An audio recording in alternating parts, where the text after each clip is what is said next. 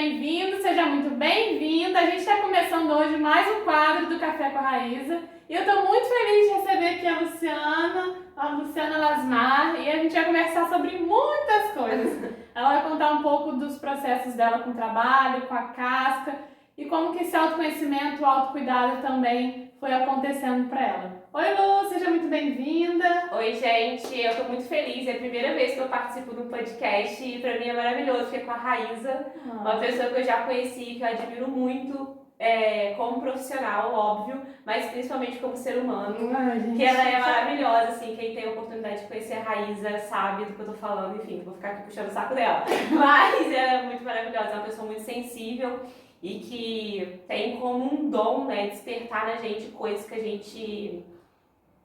como que eu posso falar? Existem pessoas que têm esse dom, né, de conseguir mostrar pra gente coisas que às vezes a gente nem enxerga. E você faz isso com a gente. É aquele momento que eu começo a chorar e não tem mais conversa. Enfim, e a Raiz é isso. Então eu tô super honrada de ter sido escolhida pra poder falar aqui um pouquinho sobre o que eu sou e o que eu faço.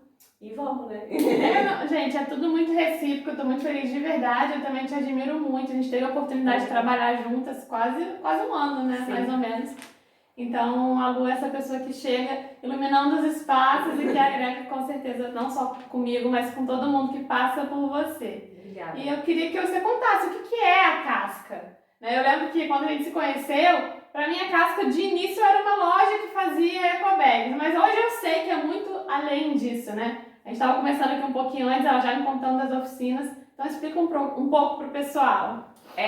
A casca, né? Esse nome, inclusive, é um nome que ele fala por si, né? Casca. Eu comecei com a casca quando eu morava em Paraty e eu percebi que a minha função de advogada, para quem não sabe, né, falando, eu tenho como formação advocacia, eu fiz direito. Me formei em 2014 para 2015, trabalhei durante uma época com direito, mas eu entendi que aquilo me colocava dentro de uma caixa. Não que todos os advogados sejam pessoas que estejam dentro de uma caixa, né? Graças a tecnologia e muitas conversas sobre autoconhecimento, inclusive, tem movimentado a advocacia para um lado mais leve, menos burocrático e menos juridiquês.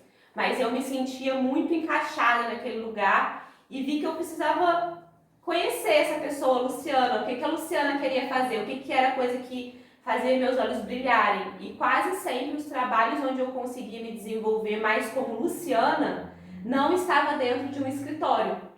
Não necessariamente não tinha direitos, mas não se desenvolvia naquele lugar burocrático de fazer demandas e diligências e entrar com uma ação para poder garantir direitos, sim, mas assim, naquele lugar muito engessadinho.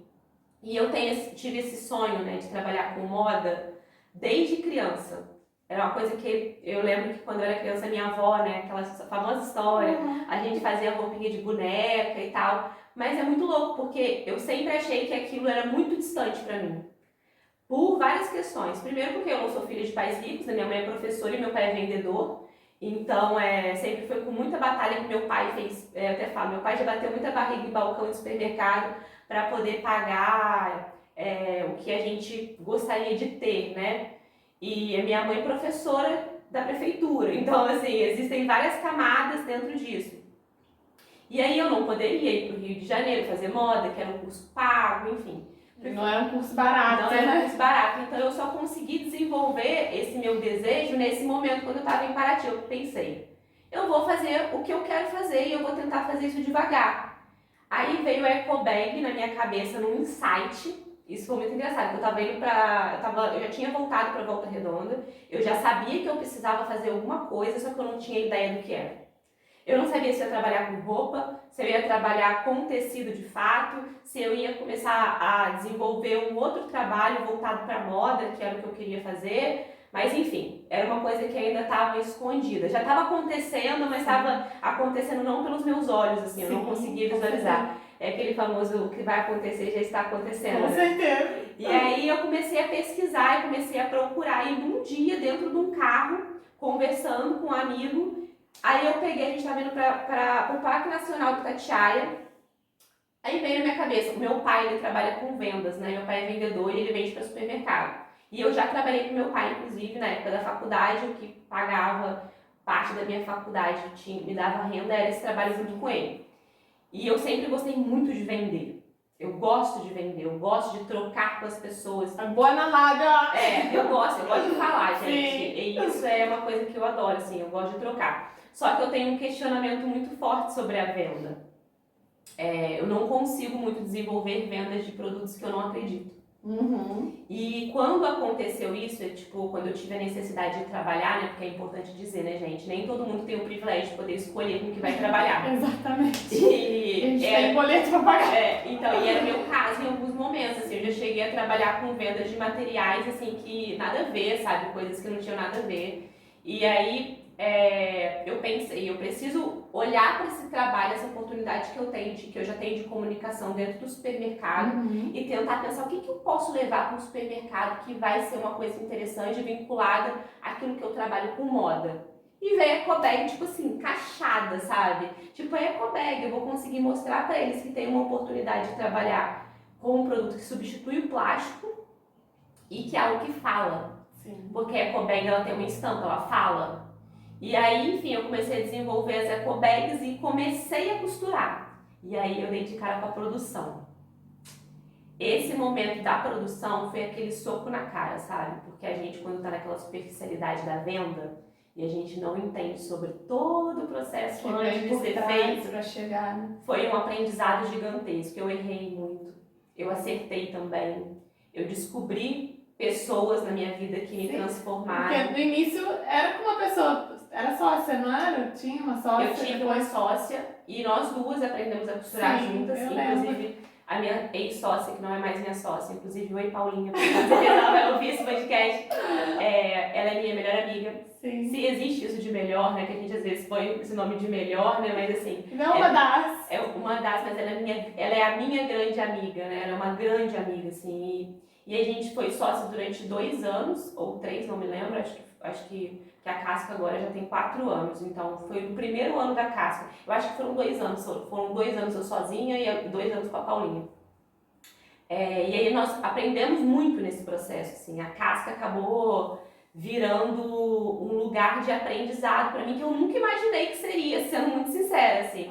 Eu libertou da caixa. Da caixa, e eu fui me descobrindo dentro da Casca, então assim, quando eu cheguei nesse lugar da produção, eu percebi que dentro de alguns erros meus, porque uma coisa que é muito importante de ser dita aqui, inclusive a gente está na semana de moda, né? Não sei se você sabe, da Fashion Revolution, que é um movimento internacional que fala sobre esse novo olhar para moda, né? Que é sobre a gente, na verdade, que não é um novo, né? Ele é ancestral da gente olhar para essas pessoas que movimentam a mão de obra e os serviços e produtos que a gente está oferecendo de uma qualidade melhor e menos poluente, né? Enfim, e aí esse processo da mão de obra, por a gente ter, né, uma cultura muito escravocrata, eu tive muita dificuldade, e eu confesso e eu falo isso muito abertamente, porque eu acho que a gente precisa falar, que eu também errei, e eu tive muita dificuldade de entender a mão de obra, assim. E aí, quando que eu aprendi? Quando eu sentei numa máquina de costura para poder fazer, porque é muito fácil a gente pedir, exigir do outro e pedir tempo, prazo, entender demanda, quando a gente não acessa.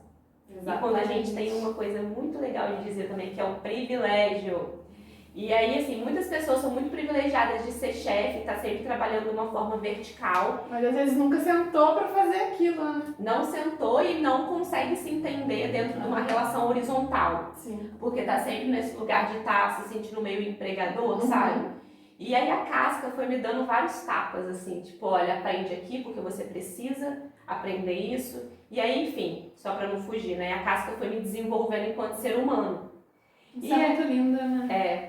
E aí, assim, a costura, ela vai te costurando, sabe? E aí, enfim, era apaixonada por moda, mas eu ainda não estava apaixonada pela costura. E sabe o que eu percebo, assim, uma visão de quem tá de fora? É que a Casca desmistifica esse negócio de que moda é algo distante, que é só pra rico, que é só pra quem pode fazer moda em Paris e comprar coisas caras. Não, a moda pode estar muito perto e pode ser pra uma senhora simples que costura e que vai usar aquilo também, né? Isso é muito lindo. Sim, total.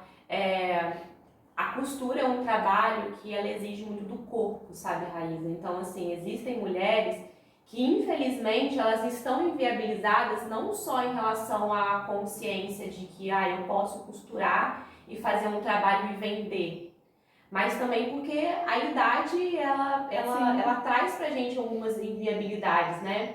E uma coisa que a costura me mostrou muito assim que eu consegui visualizar é que quando a gente começa a trocar sobre esse fazer de costura, muitas vezes o trabalho ele é muito mal pago num lugar de que o outro nem sabe ainda o quanto que ela pode cobrar pelo aquilo. Então já teve casos, por exemplo, de uma costureira me cobrar R$2,50 por uma costura. E eu virar para ela e falar, não, a gente não pode trabalhar com esse valor, porque esse valor eu não pago para mim. Eu não pago esse valor pra mim. Às vezes foi tanto lugar que colocaram ela que ela se vê muito ali de não posso nem cobrar além disso, né? E aí quando a gente vai trabalhar como uma mulher que tem privilégios, que é o meu caso, assim, por mais que eu não seja rica, eu sou uma mulher de privilégios, né? A minha mãe e meu pai me deram educação, eles me deram possibilidade de estudo, acesso a tudo isso, e às vezes a gente fica naquele lugar muito de... Tem até um termo em inglês, né, white savior, que é aquela pessoa branca que vai tentar educar alguém que está desenvolvendo algum trabalho manual. Então, e num lugar sempre meio superior, sabe? E isso também foi uma coisa que a casca me ensinou muito, assim, e que eu tento ter muito cuidado e respeito com as pessoas com quem eu me relaciono, que ainda estão se descobrindo. Sim. Porque isso não quer dizer, quando as pessoas vai se descobrindo, é igual um véu, né? A gente só tira. Já existe ali dentro, aquele potencial já existe na pessoa. E aí, enfim, quando você perguntou sobre a casca ser muitas coisas. E aí eu comecei a me desenvolver dentro da economia solidária. Eu entendi que eu poderia aplicar uma forma de trabalho que fosse completamente horizontal e que eu pudesse trazer algumas capacitações. E aí eu observando esses privilégios que eu tenho, né, e essas oportunidades que eu tinha de poder falar sobre aquilo que eu aprendi, divulgar um pouco isso para algumas pessoas que têm interesse de ouvir o que eu falo e que têm interesse de aprender o que eu faço, da forma que eu faço.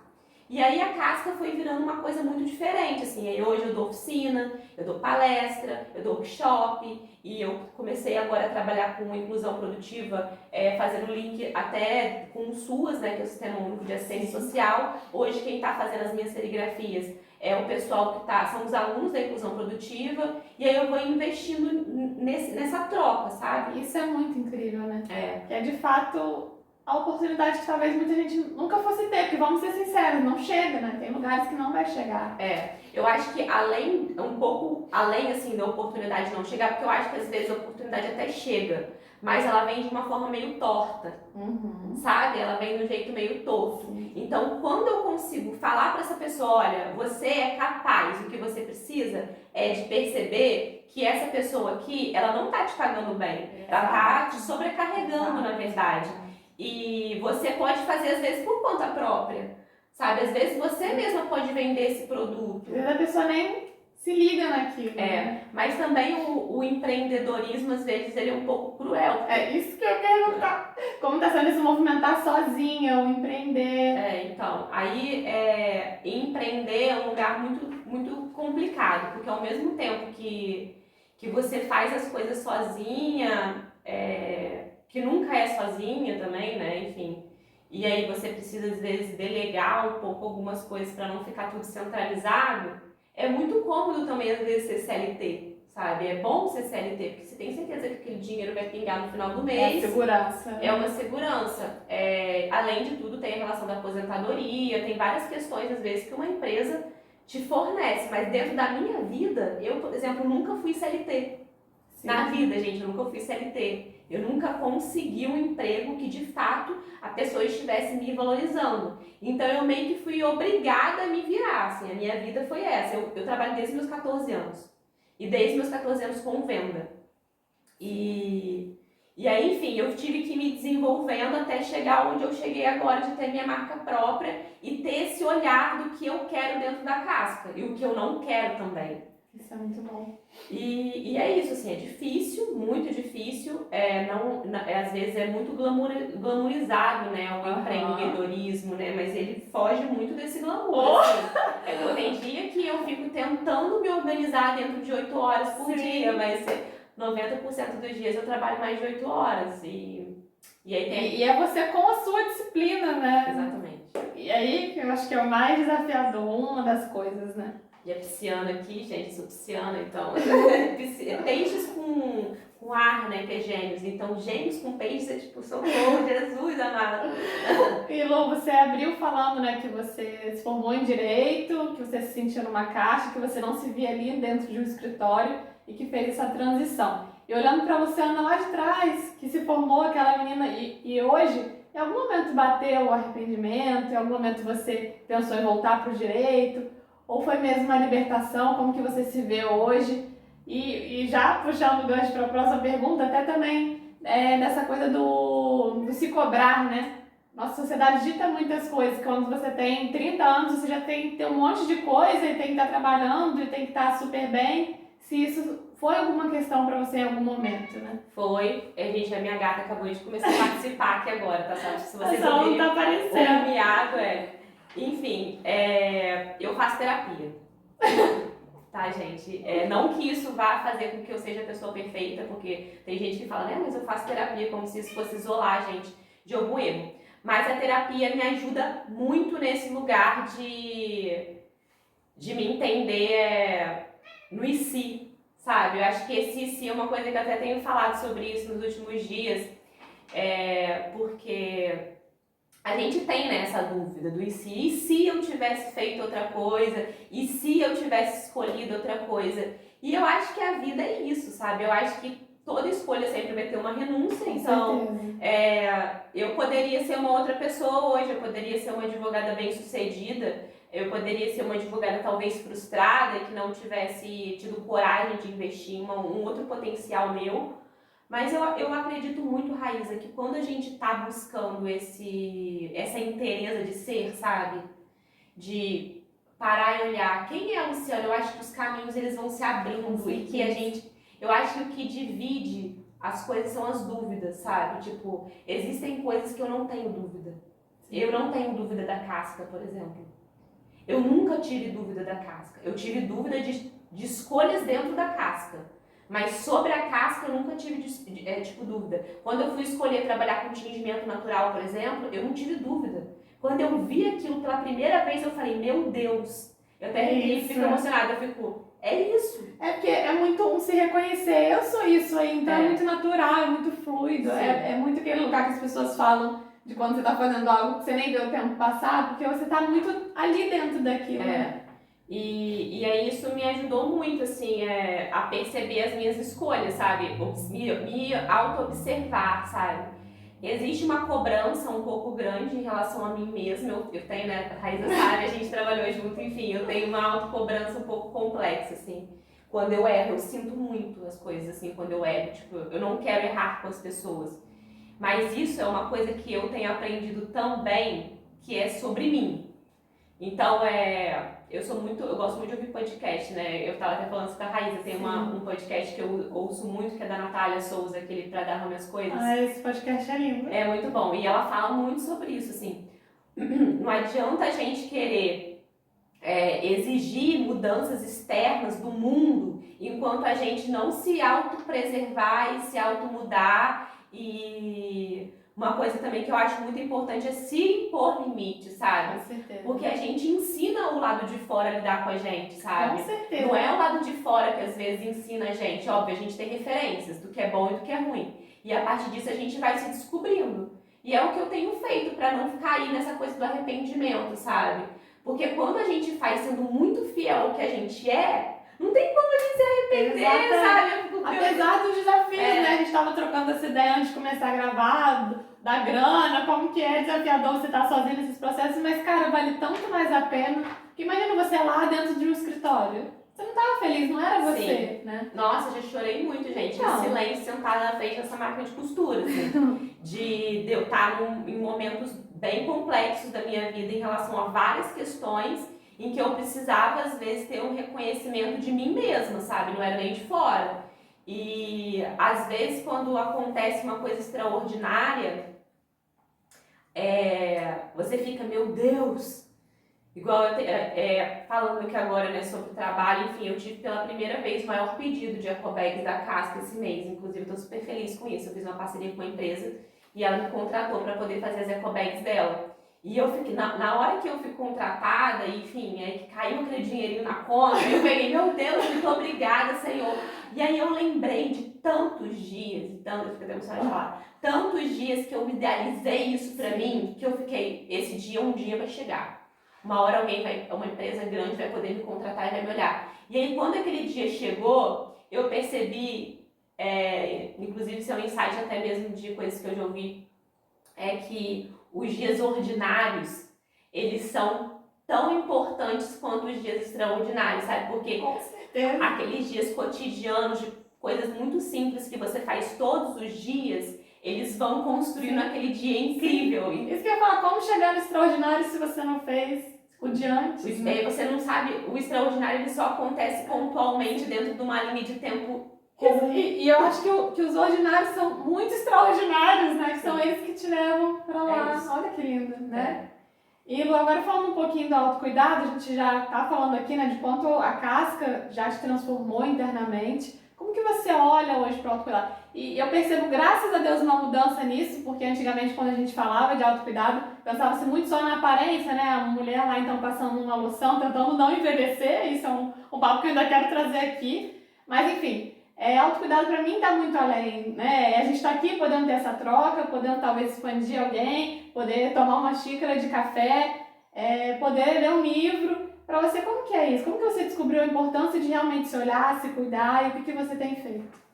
Então, Raíssa, sendo muito sincera, eu estou no processo, tá? Eu estou num processo, porque nos últimos meses, inclusive, eu tenho feito vários exames médicos, porque eu percebi que eu estava me alimentando de um jeito bem errado. Isso, autocuidado também. De um jeito bem errado. Eu amo um docinho. E não é só sobre isso, né? Tipo, não é só sobre alimentação, mas alimentação, a gente fazer exercício, eu tenho feito yoga, tem me ajudado muito, porque o yoga ele te faz mergulhar pra dentro, né? Você tem que se esticar. É isso. E esse esticar é um negócio interessante, né? Tanto que a gente se estica, como que com o tempo o seu corpo ele vai mudando, né? Tipo, você se estica um pouquinho mais. E pra vida, né? Eu faço yoga também em casa e ela fala muito isso, do dentro e fora do tapete. Eu acho sensacional, porque isso leva a se esticar pra fora da tua vida. Tem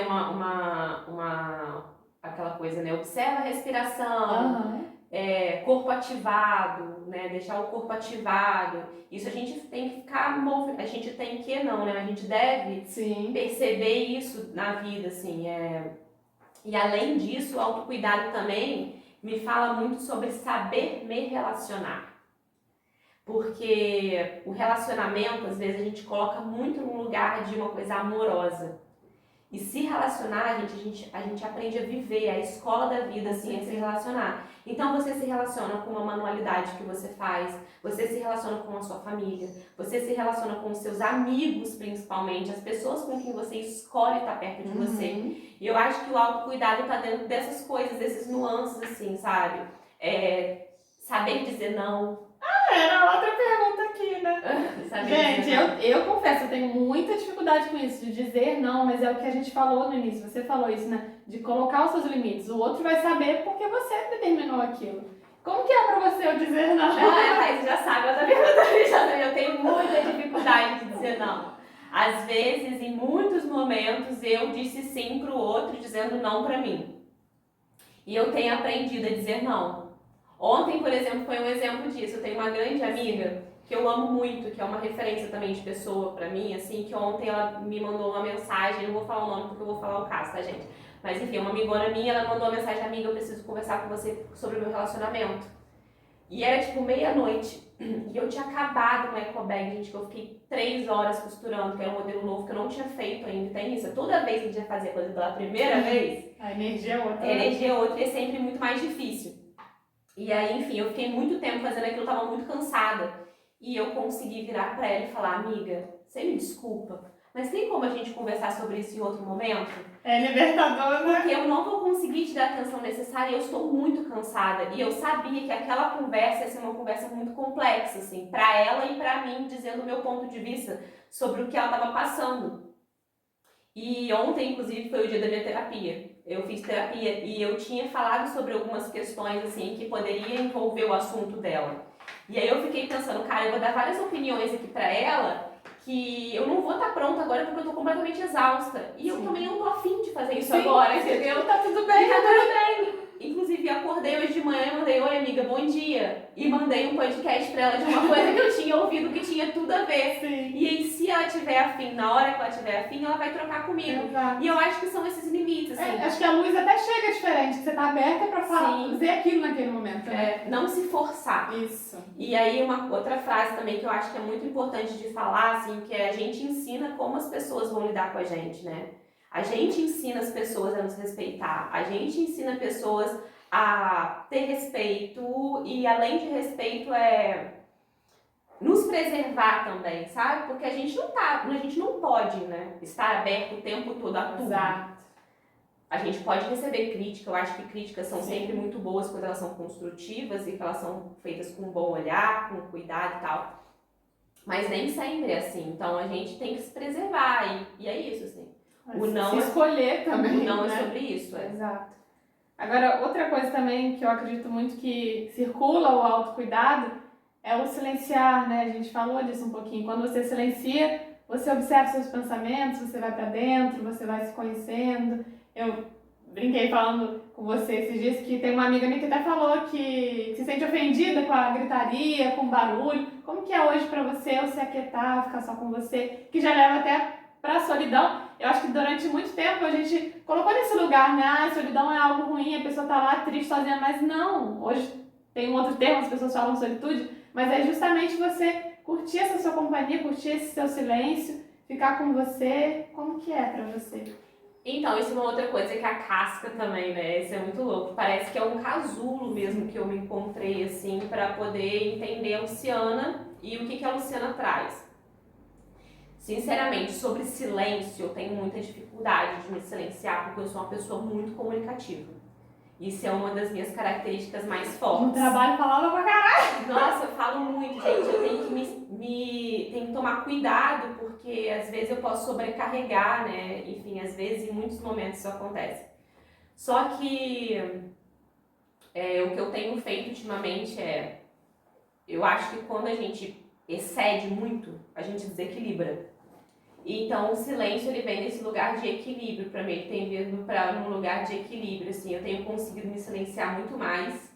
E me silenciar, eu acho que até mesmo para não ter diálogos um pouco mais conflitantes, sabe? Porque o meu lugar de não silenciamento, ele sempre foi muito sobre dar minha opinião sobre situações. Aí, às vezes, alguém posta alguma coisa no Instagram ou vem me falar sobre assuntos que eu acho completamente absurdos e, em vez de eu ser aquela pessoa reativa, de dizer muito sobre aquilo que eu acho, eu observo e vejo. Aquilo pode... acho que você tem muita sabedoria em fazer isso. Eu sei, será que isso vai construir alguma ponte entre eu e essa pessoa? A opinião dela vai mudar, eu vou mudar a pessoa, enfim. Às vezes a gente não muda, às vezes não, quase nunca, a gente não muda ninguém, na verdade é essa. A gente pode ser talvez exemplo ou pode trazer algum pensamento para que ela se automodifique. Isso é uma coisa que eu tenho percebido muito, tipo, não me desgastar às vezes e não falar muito, às vezes esse lugar de silenciamento, de observar e o lugar de silenciamento também é na produção. E porque, por exemplo, quando eu tô costurando, quando eu tô tingindo, são momentos que eu tenho que ficar em silêncio, porque eu não tenho outra coisa a não ser do que ficar em silêncio. E acaba virando uma terapia. Então, o silenciamento vem muito pra mim isso. Mas também eu tenho tentado fazer meditação e observar as coisas que estão passando dentro da minha cabeça e me entender um pouco mais sobre observadora do eu que pensa, sabe? Isso é incrível. Isso, inclusive, tem muitos estudos sobre isso, né? Tem até aquele livro O Poder do Agora que fala sobre isso. Sim, ele é incrível. É um livro muito bom, é muito bom esse livro e eu tenho pensado e observado muito essa coisa, assim, de talvez é tipo uma água, sabe? Você imagina um copo cheio com areia. Quando você movimenta muito aquilo com fala, aquilo fica muito remoído. Então, às vezes, você tem que dar uma quietada para a coisa baixar, sabe? Você entender onde está cada grãozinho, sabe? E você acessar espaços mais elevados, eu diria, porque talvez Deus more muito mais no silêncio, né? Nossa. É isso. É isso, assim. Mas e da solidão? A solidão. Eu tenho minhas amigas sempre falam isso. A Luciana, ela lida muito bem com a vida de solteira. Assim, porque não é que eu lido muito bem com a vida de solteira. Eu gosto de viver mais livre. Assim, eu gosto, uma coisa que eu gosto. Eu gosto de ser mais livre. Isso é uma coisa também, uma característica minha. Mas isso não significa que eu não tenha dependências emocionais também, né? E que eu desenvolva isso na minha vida, assim, para não ser dependente. Continuo sendo dependente, às vezes, de alguns amigos, dentro de relacionamento. Os meus namoros, né, minhas relações sempre foram relações mais longas, então isso faz com que a gente crie uma rotina, um apego, etc. Só que a vida foi me jogando, percebendo que às vezes a gente tem que saber se relacionar consigo mesma antes de estar dentro de uma relação. Porque não adianta a gente ficar enchendo o copinho do outro, eu tô com esse negócio do copo aqui pra frente, mas enfim,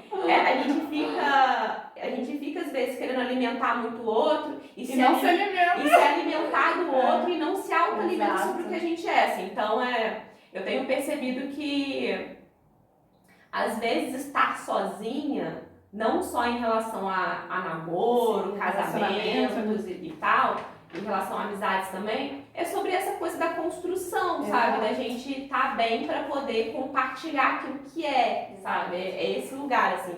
E não demandar tantas necessidades pro outro. Porque às vezes tem isso também muito maturidade, né, Raíza? Porque às vezes a gente está num lugar de maturidade que a gente fica tentando, buscando do outro uma maternidade, sabe? Ou uma paternidade. Exato. Muitos casamentos acontecem nesse sistema, né? Espera uma mãe ou espera um pai, não vai ser assim. Então eu tô nesse lugar, assim, eu tô buscando nos últimos tempos, assim, relações construídas de uma forma mais saudáveis. Saudáveis, mas eu digo assim, que é complicado, assim, se relacionar é muito difícil. Sim. Muito difícil. Então e mesmo a gente tendo um caminho muito de autoconhecimento, de estar sendo uma pessoa, vamos botar, iluminada e enfim, fazendo terapia, a gente erra, sabe? Então, assim, essa coisa da crítica, né, a gente às vezes tem que tomar cuidado com isso, porque a gente pode atravessar o outro, às vezes, de um jeito que não seja tão legal. Eu acho que é uma coisa cíclica. A gente está sempre nesse ciclo de movimentação. Às vezes a gente consegue ser um pouco mais leve, às vezes a gente está em momentos mais complexos, mas eu acho que a gente tem que entender que o outro é o outro. Sim. Eu achei tão bonito o que você falou de compartilhar o que você é mesmo, porque o que chegar vai ser para transbordar, para somar tanto do outro com você, tanto da gente com o outro, e a gente sai desse lugar até, sei lá, de carência, da dependência que a gente se coloca, ou se permite ficar numa relação tóxica, ruim, porque você não sabe ficar sozinho. Sim. Então é muito importante a gente olhar para isso, né? Aproveitar mesmo a própria companhia. Lu, acho que já falamos tudo que a gente tinha combinado de conversar aqui hoje. Falamos muito do autocuidado. E se você quiser falar, deixar alguma mensagem aí agora da sua trajetória, o que você aprendeu com isso tudo, como que isso tem saído, né, de você para cá também, para o mundo real. Pode fechar, fica à vontade. Enfim, eu acho que hoje, inclusive, né, dia 19 de abril, é dia dos povos indígenas, né, enfim, acho que isso é importante. Se a gente estivesse no CRAS. Se a gente estivesse no CRAS, a gente estava falando sobre isso. Sim. Mas eu já falo isso na vida, né, assim, eu sou uma brasileira e eu amo ser brasileira, eu amo ser o que eu sou. Isso é muito bom, assim, falar. Eu amo ser o que eu sou, eu amo ser a Luciana. E isso é uma coisa que foi se transformando com o tempo. E eu encontro muitas vezes muitas mulheres que olham pra mim e falam: nossa, Lu, você tem tanta segurança. Gente, eu também tenho minhas inseguranças, eu também choro, eu também sofro, eu também já fui rejeitada de várias formas. Nossa, a gente precisa falar de rejeição aqui, né? Eu já fui rejeitada em trabalho, eu já fui rejeitada por homens, eu já fui rejeitada por amigos, Eu já fui rejeitada em vários momentos da minha vida, assim, também, sabe? Já passei por vários lugares de mim e vários lugares que me fizeram ver que eu erro. Nossa, isso é muito incrível de você falar, desculpa te contar, mas eu também faço terapia, né, gente? E foi um dos temas que a gente conversou essa semana. Que às vezes a gente olha pra fora e parece todo mundo tão seguro que sabe tudo e você tá ali ainda criança, mas não é. E aí eu comecei nesse trabalho da casca com tingimento natural. Por que eu tô falando disso? Eu falei dos povos indígenas, porque a gente é muito doutrinado do lado de fora a enxergar o que é bom do lado de fora. E isso eu tô falando em relação ao que é brasileiro ou o que não é, né? Sim. Fazendo uma analogia sobre ser, assim. E o Brasil é um lugar muito, muito, muito rico. Tanto que o nosso nome, pau Brasil, vem do pau-brasil da cor vermelha, de tão incrível que a gente é, que a gente tem uma madeira que potencializa a gente num lugar de coloração, assim, a gente tem essa raridade, né? E, então, enfim, e aí a gente tem tanta coisa linda aqui, a gente é tão múltiplo, a gente é tão diverso, é uma né? cultura, né? São várias culturas dentro de um mesmo país, sabe? Que a gente às vezes fica buscando muita coisa do lado de fora, sabe? E isso se relaciona comigo o tempo todo, assim. E que eu gostaria de dizer para os outros às vezes a gente olha muito do lado de fora e a gente esquece de observar tantas riquezas maravilhosas e potencialidades que a gente mesmo tem. E quando a gente enxerga isso, tipo, nossa, isso aqui é uma coisa que o ser único e que não pode existir em nenhum outro lugar porque igual a gente não existe, é muito bom. E tem uma coisa, né? A gente se relaciona com a gente pro resto da vida. Então Exatamente. então não tem como a gente se excluir e pensar, eu não quero mais falar com o Luciano, não quero mais, não quero mais a Luciana na minha vida. Às vezes até dá vontade, né? Fala, ai, você tá chata hoje, mas não tem jeito, vou ter que ficar comigo. Sim. Então eu acho que, eu não sei se eu consegui passar essa analogia de ser brasileiro com isso, mas eu acho que é isso, assim, se entender enquanto pessoa e ver que a gente tem que tentar achar dentro da gente o que é bom, porque é só a gente pra gente mesmo, então, Com certeza, o que faz sentido. É isso, gente. Obrigada, Raíza. Eu que te agradeço. Muito obrigada por ter topado. Eu amei, de verdade. Obrigada por me receber aqui. Obrigada por tudo que você trouxe. Eu tenho certeza que quem estiver vendo ou ouvindo vai agregar muito pra pessoa. Vai, acender ali alguma coisinha.